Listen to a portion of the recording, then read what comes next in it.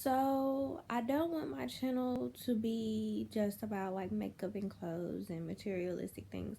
I also want to be able to bring light to other issues, like be more personable and just share the real me. So, I'm not in front of my ring light. I don't have any makeup. My hair is up in this little pineapple thing that I do with my locks that I have, and I'm just chilling. So I guess we would just talk about life, growing, learning more about yourself, your doubts, your insecurities. Cause like lately, I've been struggling a lot with those.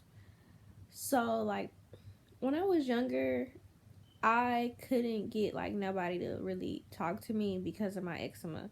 Like I would be called spots. People would be like, "Oh, she's contagious." And I remember like crying because I was telling my mom like, why did God give me this? Why do I have to be different from everyone else? And I hate crying about it because I feel like it's kind of like stupid, but kids are evil. So dealing with that growing up, my mama used to always tell me like, you were beautiful, don't worry about it, like once you get older you could probably possibly grow out of it and all that. But it still got to me because like I would see my friends and my family members, and I feel like I didn't look like them. And so even now, like my eczema has cleared up, like I still have like my scar marks and I have my flare-ups from now and then.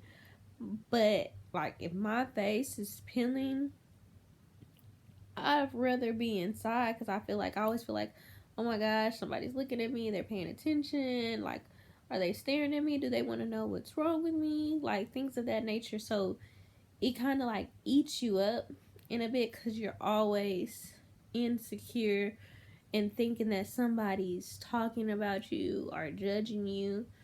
And I wish when I was younger, I didn't care as much because, like, now it's like it bothers me, but at the same time I see how much it has improved, and I'm glad that I went through that younger, because I feel like those situations and people staring at me, or even like when I used to go to my cousin's house and he would get pissed off like if I was scratching his bed because it would be blood, because I used to scratch so bad I would draw blood. And it kind of hurt my feelings because it was like, you grew up with me, I got eczema, so for you to feel like disgusted and mad at me over something like that, like it hurt. But I never really tried to hide myself, but I didn't want people to ask me about it, so it was kind of weird. And I didn't get out of that phase until probably like, I think around like my junior or senior year, I really started to feel more confident about myself and started thinking like, you cute girl, you really turning into something. Like, as crazy as it sounds, like I really feel like I grew up like all the way, like and it makes you appreciate things a little more. And also it bothers me a lot when like people talk down on others for their image and how they look. Like at the end of the day, I feel like we are all beautifully flawed in God's eyes. Like he doesn't make any mistakes. So whatever issue you may have, imperfection, like somebody is gonna love that. Somebody is gonna kiss every little eczema scar I got and say I'm beautiful. So it's like things like that you wish you would know when you were younger to help yourself feel better, but at the same time, you're grateful that you went through it. And I know, like, I discuss a lot with my cousins because in with our fathers in the Trinidadian like culture, like they don't tell us about men. So we didn't know like pretty much like what kind of men should I date? What should I go for? What should a guy do for me? Things of that nature. It was more so taught by our mother, and a mother can only teach a daughter so much, you know? And that's why I push so much for men to like stay in their daughters' lives and their children's lives. Because like, yeah, they say like some mothers be like, oh, I'm the mom and the dad. It's not the same. No matter how much you want to say that it doesn't equal up to a father. And I know I told my dad, like, I wish you would have talked to me about boys and what I need to go for, what I shouldn't allow them to do, and, you know, take me on dates. Show me, okay, sweetie, this is what a guy is supposed to treat you like, you know? And I told him, like, because you didn't do that, I was stuck figuring out things on my own or listening to my friends. And even at 25, like, me and some of my girlfriends, we don't know what we doing. And it's crazy because I feel like I should know. Or maybe I should know better. I don't know which one it is. But it's like, it bothers us because it's like, what are we doing wrong? Like, why are we attracting these type of people in our lives? Now, don't get me wrong. I feel like we get good ones. But I don't think you always want good. Or maybe it's not the right timing for that good person. And you settle for the one that you know doesn't really deserve you, but you're not ready to walk away type thing. I don't know. It's kind of crazy because I feel like we sometimes sell ourselves shorts and not realizing our worth. And you find this person that gives you a portion of what you feel you deserve when you should be looking for that person that gives you it all. Yes, it's some wiggle room in it, but at the end of the day, you should never settle. Like, and I feel like a lot of times I have settled. I have settled because of what my parents want for me or what they envision, and settling in a way of security. And in security, I mean, like, I know this person is able to do these things for me that I like, and they treat me good, but I kind of like shoo off the bad in them, kind of like ignoring it. Like, it's right here on me, but I'm like, nah, I don't worry about this because this person has all these good things. And when you do that, you're selling yourself short, and you cause a lot of heartache. And I think it's a lot of heartache to yourself and also to that person. Because you never know, that person that you're settling for may look at you like you are it. Like, I don't need anybody else but you. You're the one for me. And you're just there like, yeah, I think you might be the one, but I don't know. Shit, I'm just going with the flow. I'm just doing this so I can make sure I'm not alone. And discussing a lot with my friends and even like family, we all have moments where we settle and we be with someone because you don't want to be alone. The fear of having to not have someone near you or someone to just call up and be like, hey, let's go this, it bothers people. At the end of the day, no one wants to die alone. No one wants to be alone. But it's like, if I'm alone, then I'm going to take myself on dates. I'm going to satisfy myself. I'm going to talk to myself. Like, it's tough. And I know people say, you know, work on yourself. Don't worry about it. That man or that woman will come down the line. You just need to work on yourself. It's easier said than done. Everybody has needs.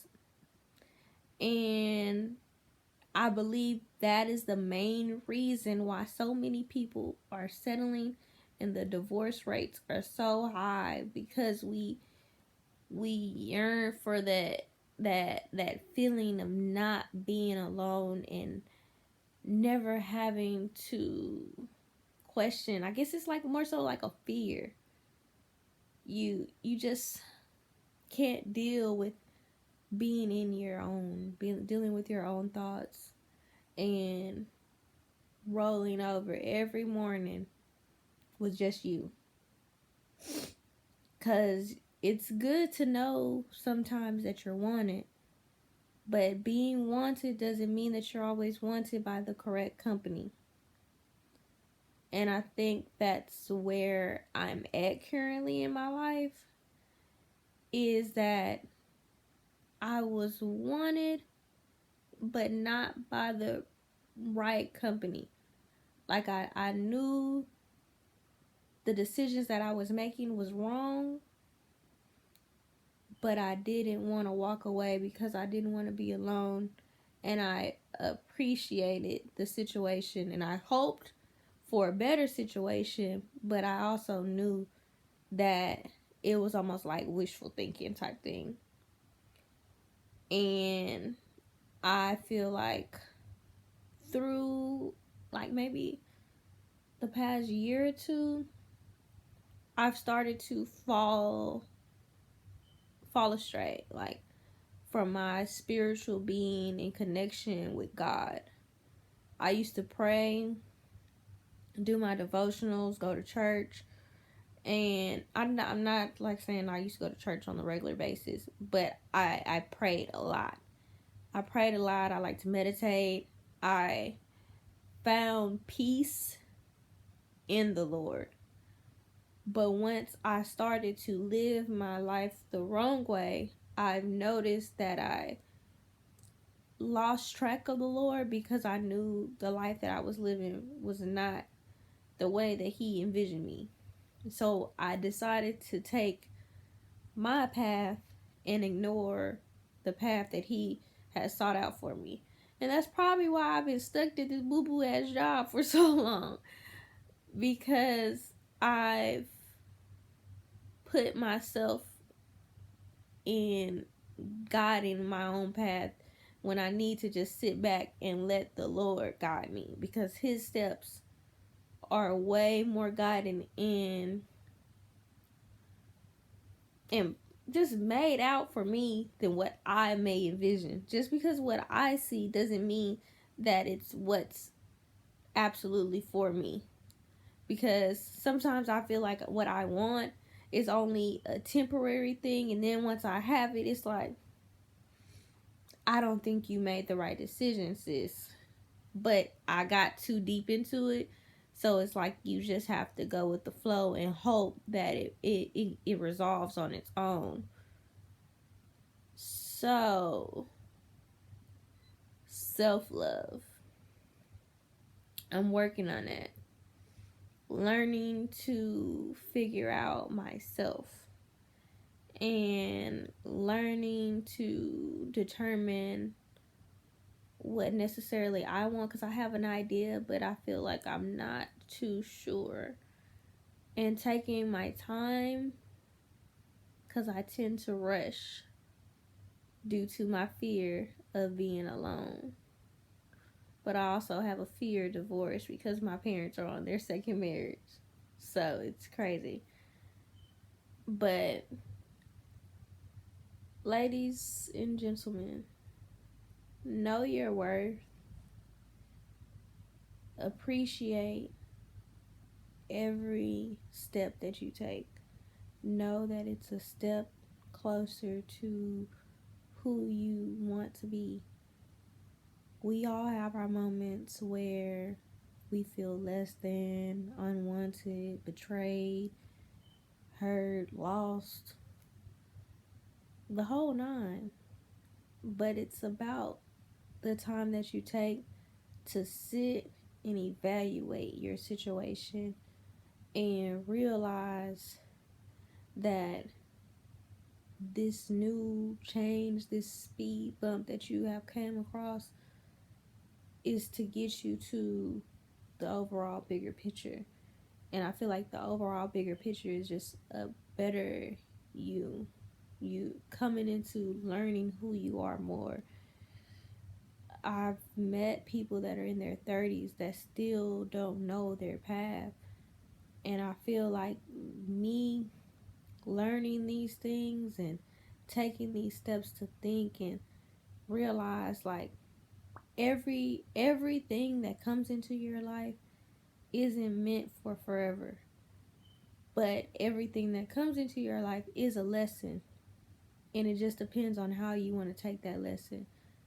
That's why I feel like I'm still so close with a lot of old friends and a lot of old relationships, because I don't have any hard feelings for them after maybe like time has passed and we all, get over that phase of hurt and whatever betrayal that may have occurred or whatever that happened to make that relationship end.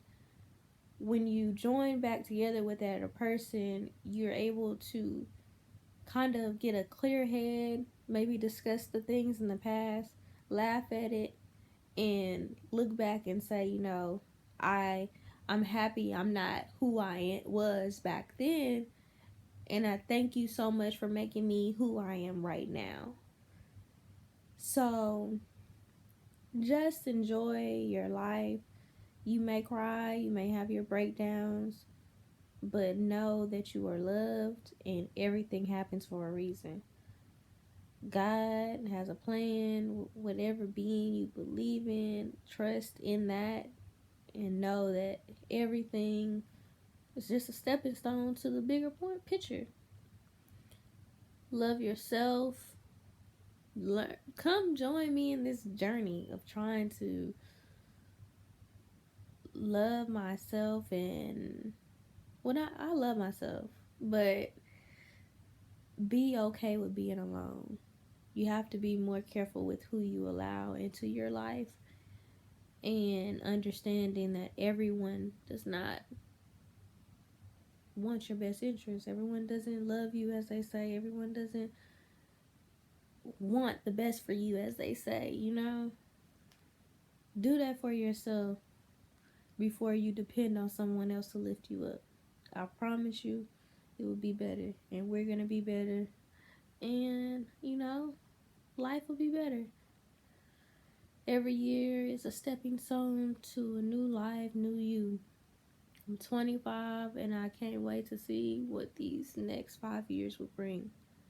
But I feel like right now I'm at a breaking point, and I'm going to get back on the right path with the Lord and coming all together with finding what I let go of and becoming into a new me, if that makes sense.